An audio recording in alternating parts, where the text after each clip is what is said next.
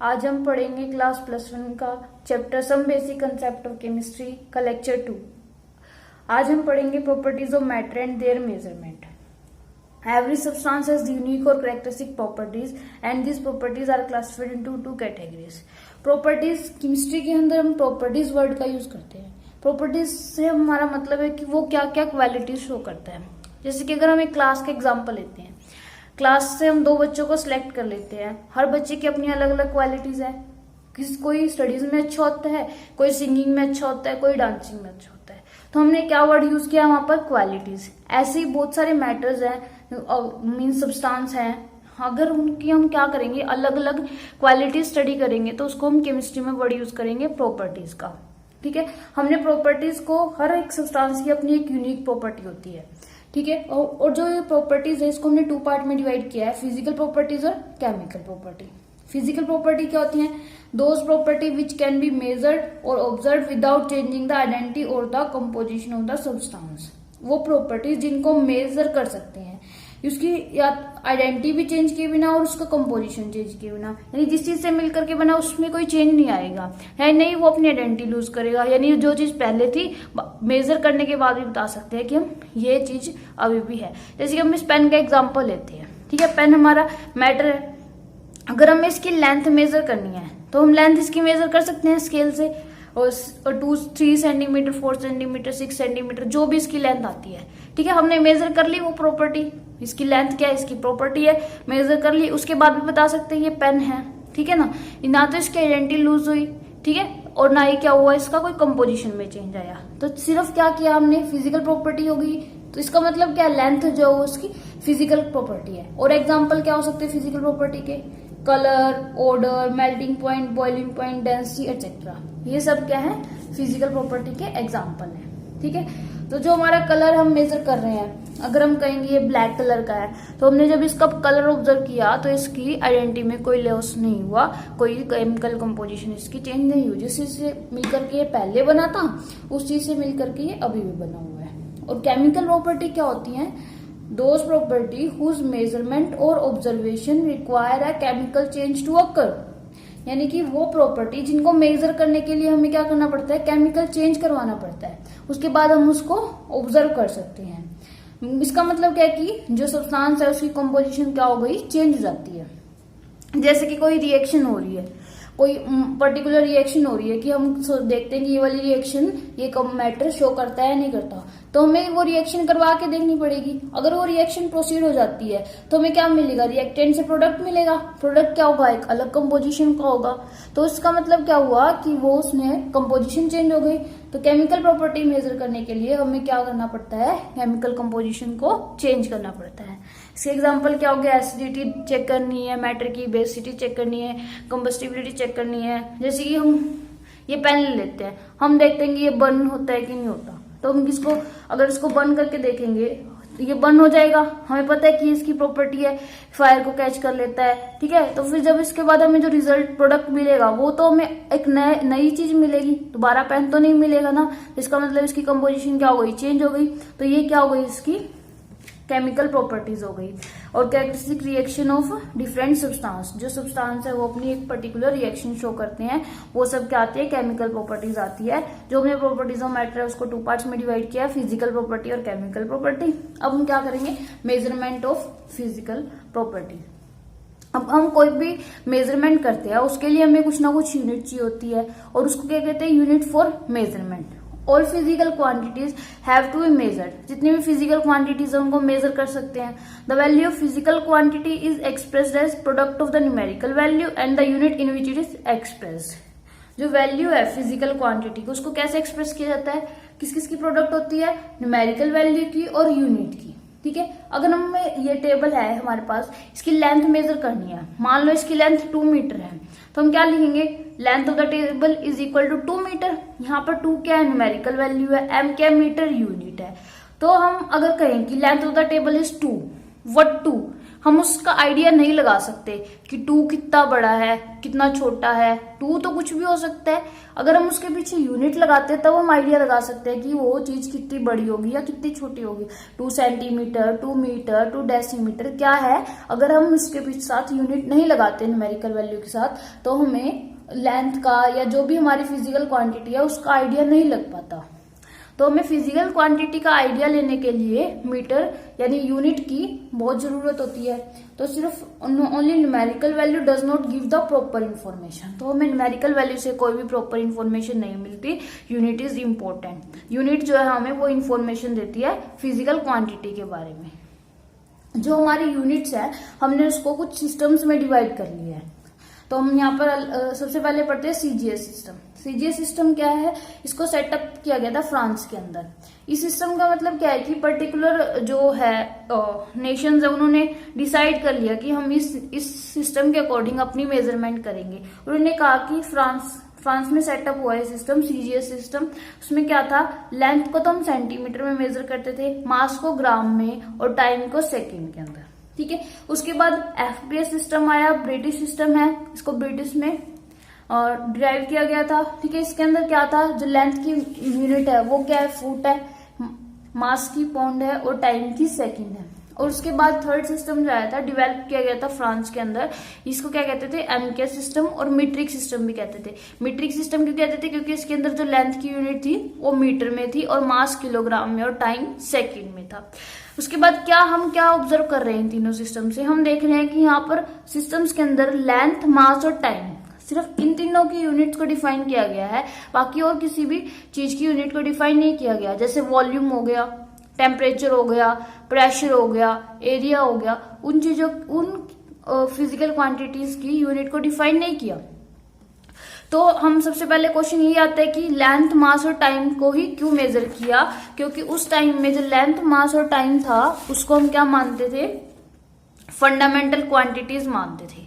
ठीक है, जो लेंथ, मास एंड टाइम उनको क्या कहते थे, फंडामेंटल क्वांटिटीज, और उनकी यूनिट को कहते थे फंडामेंटल यूनिट कहते थे। फंडामेंटल क्वांटिटी या फंडामेंटल यूनिट का क्या मतलब है कि those unit which can neither be derived from one another NOR they can be further resolved into any unit, यानी कि वो यूनिट जिनको ना तो डिवाइड कर सकते किसी और चीज में। ठीक है, अगर हमारे पास लेंथ है, लेंथ से छोटा तो कुछ नहीं होता, लेंथ को लेंथ से मल्टीप्लाई करते हमारे पास एरिया आता है। ठीक है ना, तो उससे छोटा तो कुछ नहीं है ना जिससे हम लेंथ में जिसको डिवाइड कर सके। लेंथ क्या है, 1D में स्मॉलेस्ट यूनिट हो गई। ठीक है, इससे उस लेंथ को किसी और से ड्राइव नहीं किया जा सकता। ठीक है, और उसको किसी और उसमें यूनिट में रिजोल्व भी नहीं किया जा सकता। पर जो ये फंडामेंटल यूनिट थी हमारे पास, लेंथ, मास एंड टाइम, ये क्या करती थी, हर यूनिट को एक्सप्लेन नहीं करती थी, हर फिजिकल क्वांटिटी को एक्सप्लेन नहीं करती थी। जैसे कि अगर टेम्परेचर को हमें एक्सप्लेन करना है तो टेम्परेचर को लेंथ, मास एंड टाइम से एक्सप्लेन नहीं कर सकते। हम एरिया और वॉल्यूम को तो कर सकते हैं, बट जो हमारा टेम्परेचर है, मास है, टेम्परेचर है, अमाउंट ऑफ द सब्सटेंस है, इन सबको इन तीनों यूनिट से एक्सप्लेन नहीं कर सकते थे। इसलिए क्या हुआ, साइंटिस्ट ने मिलकर के एक नया बेसिक सिस्टम ऑफ यूनिट्स दिया, जिसको क्या नाम दिया, बेसिक यूनिट। और उसके अंदर कितनी यूनिट्स थी, 7 बेसिक यूनिट्स थी।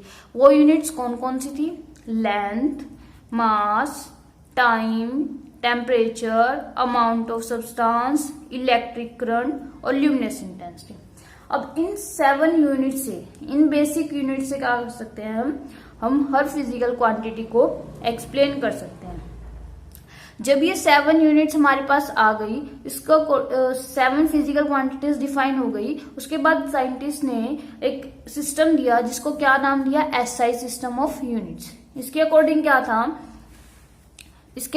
था कि एसआई सिस्टम ऑफ यूनिट का फुल फॉर्म क्या थी, सिस्टम में इंटरनेशनल डी यूनिट। सिस्टम में इंटरनेशनल डी यूनिट, ये क्या था, मोस्ट कॉमन सिस्टम था। इसके अंदर क्या था, सारे वर्ड ने मिलकर के इसको ले लिया था, इसको यूज कर लिया था, कहा था कि हम इसको यूज करेंगे और थ्रू आउट द वर्ल्ड इसको यूज किया जाता है। और इसको कहाँ दिया गया था, फ्रांस के अंदर इन 1960 में इंट्रोड्यूस किया गया था। इस सिस्टम के अंदर जितनी भी 7 बेसिक क्वांटिटीज थी उनकी यूनिट्स को एक्सप्लेन किया गया था। वो बेसिक क्वांटिटीज क्या थी और उनकी यूनिट क्या थी उसके लिए हम टेबल देख लेते हैं।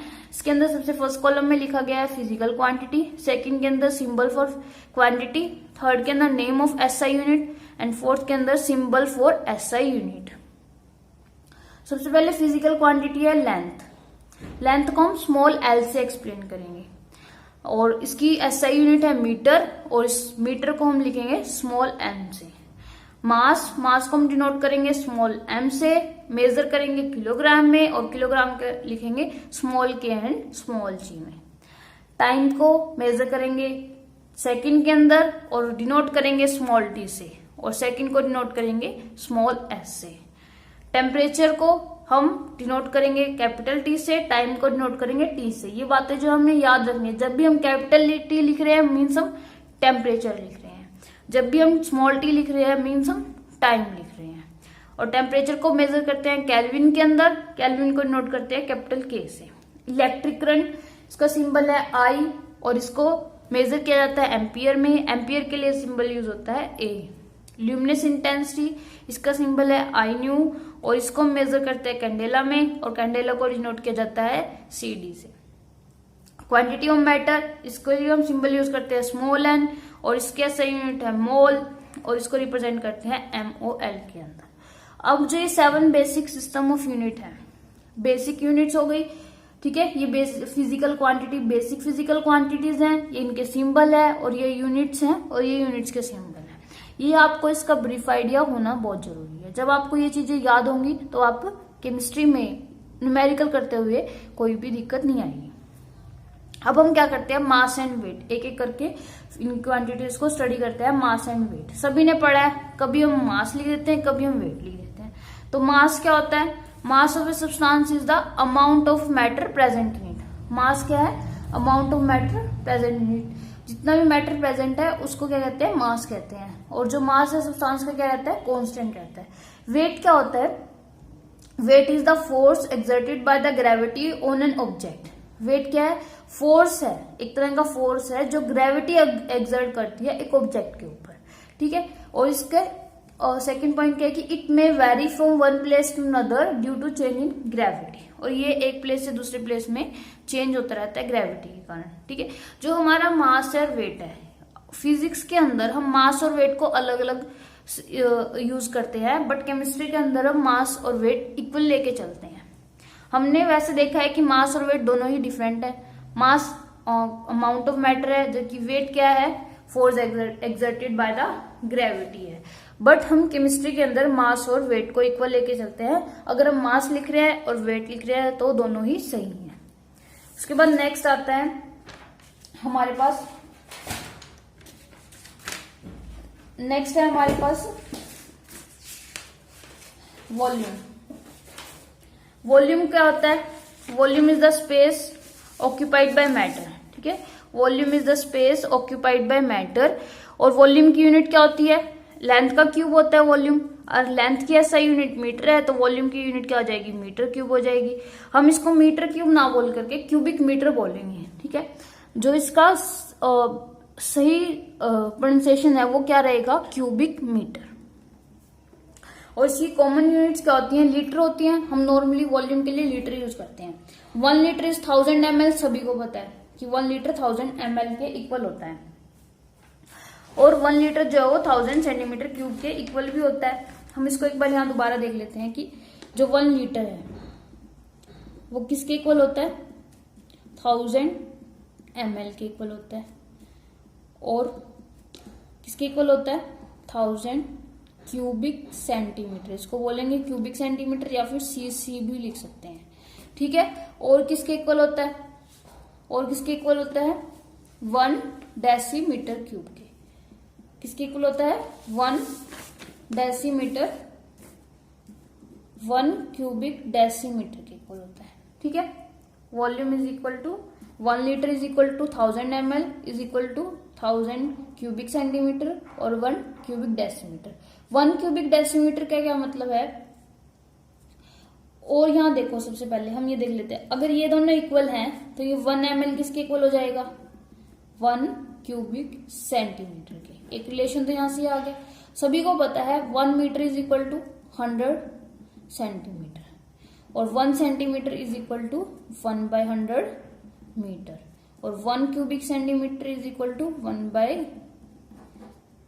1 cubic metre means 10⁻⁻6 cubic metre. ठीक है, 1 cubic centimetre is equal to 10⁻⁻6 cubic metre. तो 1000 cubic centimetre is equal to 1000 multiply 10⁻⁻6 cubic metre.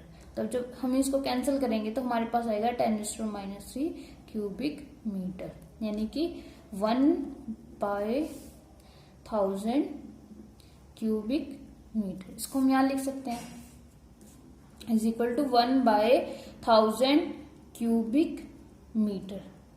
यहाँ अगर इन दोनों को कंपेयर करते हैं, 1 litre is equal to 1/1000 cubic metre, इसका मतलब क्या आएगा, 1000 litre is equal to 1 cubic metre. यहां से हमारा क्या आ जाता है, जनरल सा रिलेशन आ जाता है। लीटर को अगर हमें ml में कन्वर्ट करना है, क्यूबिक सेंटीमीटर में, क्यूबिक डेसीमीटर में, क्यूबिक मीटर में, तो हमें इसका ये नॉलेज होना चाहिए। उसके बाद हम बात करते हैं डेंसिटी की।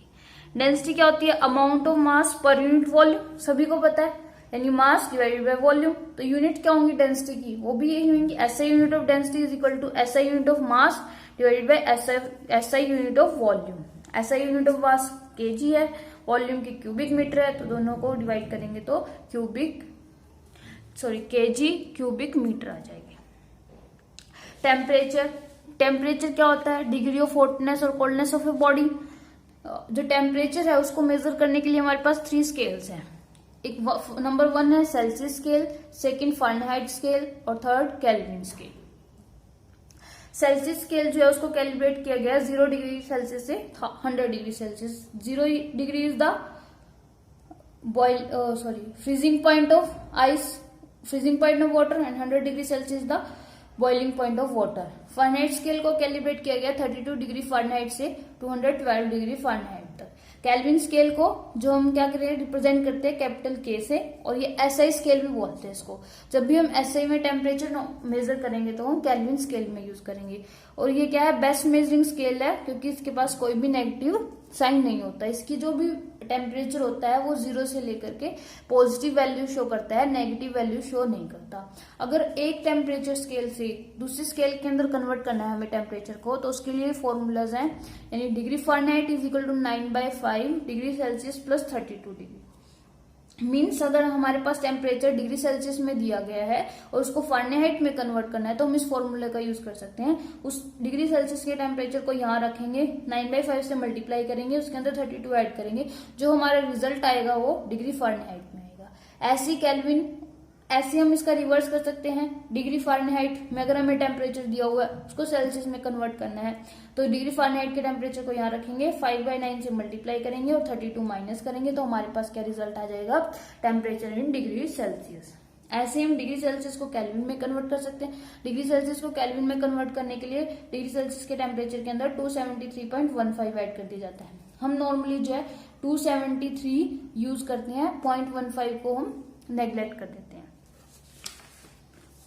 नेक्स्ट क्या है हमारे पास, इंटर कन्वर्जन ऑफ यूनिट्स।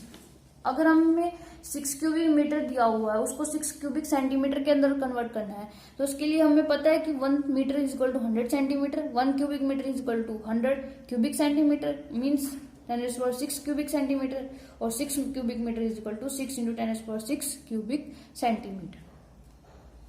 हमें ऐसा यूनिट में कन्वर्ट करना है 92 मिलियन मील्स, यानी कि हम डिस्टेंस मेजर कर रहे हैं, यानी लेंथ। इसकी ऐसा यूनिट क्या रहेगी, मीटर रहेगी। तो हमें सबसे पहले रिलेशन पता होना चाहिए कि 1 मील किसके इक्वल होता है। 1 mile is equal to 1.6 kilometre. 1.6 kilometre means 1.6 × 10⁻³ metre. ये हमारी क्या होगी, ऐसा यूनिट होगी। अब 92 मिलियन मील, 92 मिलियन मील्स कितने मील के इक्वल है, 92 × 10⁻6 miles. 1 mile is equal to 1.6 × 10⁻³ metre. तो 92 × 10⁻6 mile is equal to 1.472 × 10⁻11 metre. ये सारा हम इसको नॉर्मली मैथमेटिकली सोल्व कर सकते हैं। 92 इंटू 10⁻6 मल्टीप्लाई बाय 1.6 इंटू 10⁻3। जब इसको मल्टीप्लाई करेंगे और ये पावर बेस सेम है तो पावर ऐड हो जाएंगे, 6 + 3 9। और ये अब हमें इसको जो है यहाँ से यहाँ लेकर के गए हैं तो 2 ऐड हो जाएगा पावर। ये हम नेक्स्ट लेक्चर में पढ़ेंगे कि हमने इसको यहाँ से यहाँ क्यों कन्वर्ट किया। नेक्स्ट क्या है, 140 पाउंड को हमें क्या करना है, एसआई में कन्वर्ट करना है। एसआई यूनिट मास की क्या होती है, किलोग्राम होती है। तो हमें सबसे पहले रिलेशन पता होना चाहिए पाउंड का और किलोग्राम का। 1 pound is equal to 453.6 gram, means 453.6 into 10⁻³ kilogram. 140 pound is equal to 140 multiply by this value and we get 63.5 kg। तो हमारा जो यहाँ से units measurement and conversion of unit complete हो जाता है। Thank you.